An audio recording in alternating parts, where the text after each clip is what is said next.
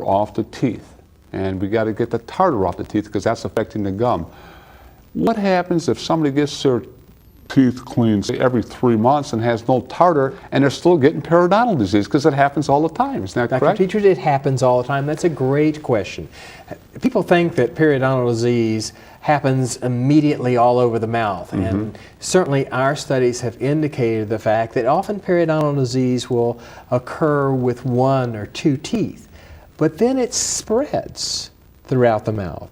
And how does it spread? Well, the easiest way to spread it is with your toothbrush, because you're going from the area that's affected by the periodontal disease, collecting those germs and moving them about through the mouth. Wow. Now, if you don't break that cycle, then certainly, sure, you can spread that periodontal disease from that single tooth to the whole group of teeth that are in your mouth. So in other words, you can get your teeth cleaned as much as you want. This is what I'm hearing right now. But if that bacteria is in the mouth, you don't stand a chance then. That's as far correct. As periodontal Or disease. reintroduced Or into reintroduce the mouth. it again Reintroduced into the mouth. on a daily basis. And so the dentist admonishes the patient, brush more frequently. Right, exactly. Well, that's great if, sure. if you have a toothbrush that's not contributing to the problem. Right. So the key here is to basically break that chain where the toothbrush may be introducing part of the problem as opposed to being the solution. This is incredibly interesting because, you know, I even go to my dentist and I get my teeth cleaned and they check my teeth and says, you know, make sure you floss and make sure you do this and make sure you do that. I never hear about the toothbrush or the bacteria possibly causing this. Well, Dr. Dietrich, you bring up an interesting point. Let's take a look at what you've just said about the toothbrush and the other dental hygienic floss. Okay. And I always ask my patients when they question me about the toothbrush, I say, okay, how often do you change your floss? And they look at me with that typical question in their mind, I mean, how often do I change my floss? I change my floss every day, I throw it away. Yeah, right. And I go, why? Why don't you rinse out your floss and hang it up? It's biologically exactly the same. We are accustomed to throwing our floss away on a daily basis. But someone told us a long time ago that we're only going to the dentist every 6 months and we have to make that toothbrush last. Yes. So how many times does that toothbrush fall on the floor? We pick it up and we wash it off thinking that what we've done is to wash off all the germs. Exactly. Well, we haven't. Well, basically then, what I'm hearing here, this is amazing because you can get a brand new toothbrush, use it, within 24 hours we got bacteria started already then. That's correct. If that is not sanitized in some means where it will kill all those bacteria. That's correct. Wow. And the key here is the recognition that not only are they present, but they've set up housekeeping. And they have set up communities, and those communities are very successful in reproducing more and more and more germs. When I hear this, when I hear you talking tonight, and I'm just amazed by this information this evening, because the toothbrush then is really a medium for entering bacteria, not only for the gums, but into the system. That is correct. That's what our studies have shown. So in other words, the whole system is traumatized, to an extent, because the toothbrush has not been sanitized properly, and it throws off the whole system. You've said that so well, because please understand, we're not telling people not to brush. No, that's not the message tonight. Right. Let's be very clear about Sure. that. The key here is to remember that the toothbrush, this thing that's given us such good dental care and good dental health, can also have a destructive component. And all we're saying is take care of the destructive component, and it's fairly easy to do. Makes a lot of sense. It makes all the sense in the world. You know, because you hear about use, say, hydrogen peroxide, use baking soda, use all of these things that are effective against cleaning your teeth, but nothing as far as sanitation now. That's correct. Nothing as far as the instrument that you're using.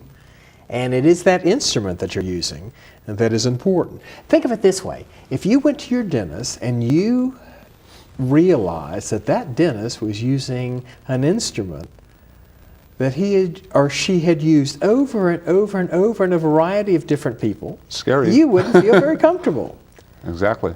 And yet biologically, that same thing is happening with a toothbrush. That is incredibly amazing. Sure. So in other words, if that toothbrush is not sanitized properly, then what's the sense of even brushing your teeth as far as trying to get bacteria out of your mouth then? Well, you are removing some of the food from the bacteria. Sure. So there is a benefit. Okay. The problem is with every good, there is also a bad. Mm-hmm. With every good side, there's a bad side. And it's the bad side that we have finally begun to take a look at. And when we took a look at the bad side, we realized two things. Number one, it was an important factor. And number two, there were some things that you could do to lessen the bad side, if you would. Let's talk about, I hear a lot of people, as an example, I had a patient in my office just a couple weeks ago, said that their daughter got the flu. And she says, well, I had my daughter just make sure she soaped up her toothbrush and did all of this and did all of that. Let's talk about some ways so we can sanitize this and get rid of the germs. So in other words, by her putting soap on it, and that didn't do, what did that do? Well, you would think that if you put it in soap, or you put it in any kind of detergent, you put it in the dishwasher even, where you have real hot water, that this would be effective in sanitizing the toothbrush and in countering this growth of microorganisms. And yet our studies have shown that that's not true. Okay. And the problem is where the organisms live. And they live in the crevices of the toothbrush bristles.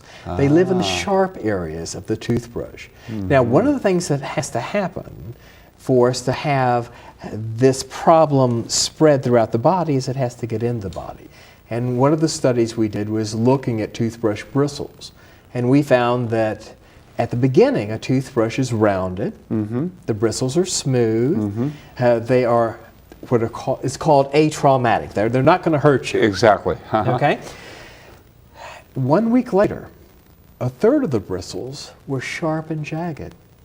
2 weeks later, 2/3 of the bristles were sharp and jagged. And that is the way the organisms not only attach, grow, but they also get into the system. Within that time span, that short time span, already the bristles have, in other words, sharpened, in other words, more bacteria, run the risk of being able to really hurt you or get the organisms in the system. It's like an injection with little needles. Okay, so let's talk just a moment, briefly on prevention. You know, you hear people using hydrogen peroxide. You hear people using soap. What is an effective way then to sterilize this toothbrush, or so we can get some sanitary conditions going here? What's the best sanitary condition possible? Probably the best sanitization that we have seen, the best counter for this, is the ultraviolet light. The ultraviolet light is a radiant energy and is very effective at killing microorganisms.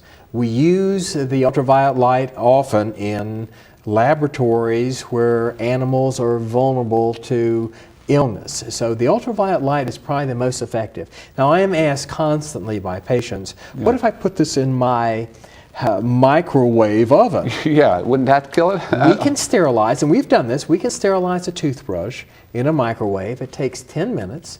The toothbrush becomes very, very artistic, but not very functional. It melts, Dr. It melts. It melts. And yet it is sterile. The problem is if you do that 2 or 3 times, you'll burn out your microwave oven. So I would not advocate that anybody put their toothbrush in their microwave oven. So the thing we found effective has been ultraviolet light. Ultraviolet, okay. And how did you come to that conclusion with the ultraviolet? What have your studies, what brought you to that whole thing? Well, we have looked at the ultraviolet light units that have come on the market in the last 20 years. And we have found that one is very effective at decreasing